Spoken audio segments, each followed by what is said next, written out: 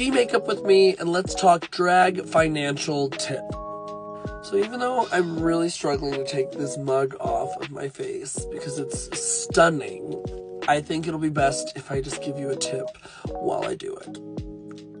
Let's talk drag finances. A lot of drag artists always get nervous when it comes to money talk, and I don't blame them, because I feel like some of our queer venues, or even venues that book us, hear how much we make or what we do with our money, and they entirely shift what they think they can pay us out, because they're like, oh, well, you make this much in tips, or this queen will do it for cheaper, or you're making plenty of money, or we don't care how much your makeup or your costumes cost, or your hair cost. And so I realized that early on in my full-time professional career.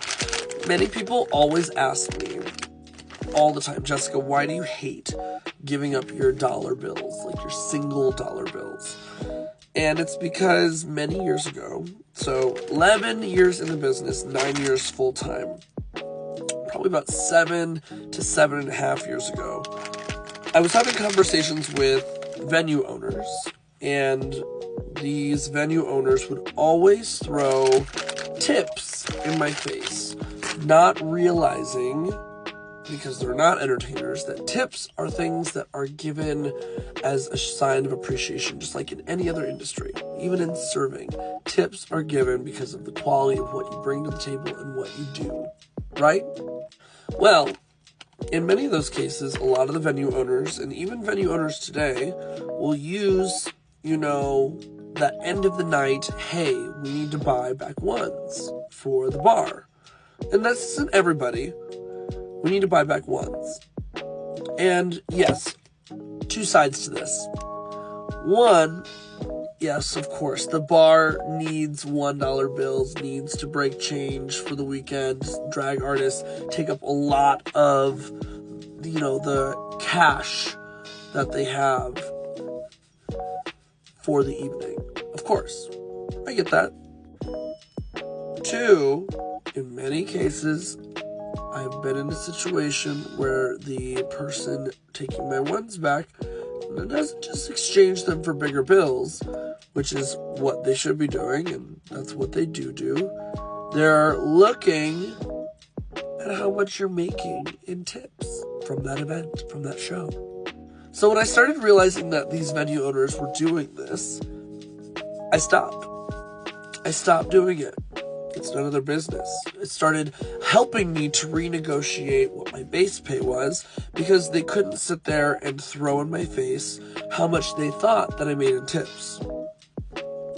Now, don't get it twisted. There are times that, of course, Jessica is a team player, and if the bar really needs ones, or if they need to recycle because they're selling more ones for the show, of course, it's for the greater good of the event, the show as a whole, to do that.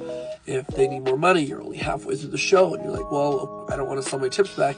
You're really taking money out of your own pocket and the pockets of the other entertainers. But you don't have to give them all of your ones at that point. Now, there's a couple other things. The other side is that it's a safety thing. If people know that you're carrying a bunch of ones from your car, from the venue, or to your car from the venue, you have to be mindful of that so that your safety is thought of and it's considered, and that you're not walking out with a bunch of ones or a ton of cash, and people can obviously see it, and that puts you in a very bad, uncomfortable, and unsafe situation. However, on the positive sides to this, one, like I said, I was able to renegotiate my base pays and my bookings for several venues, because they were not using that to decrease the value of what I was bringing.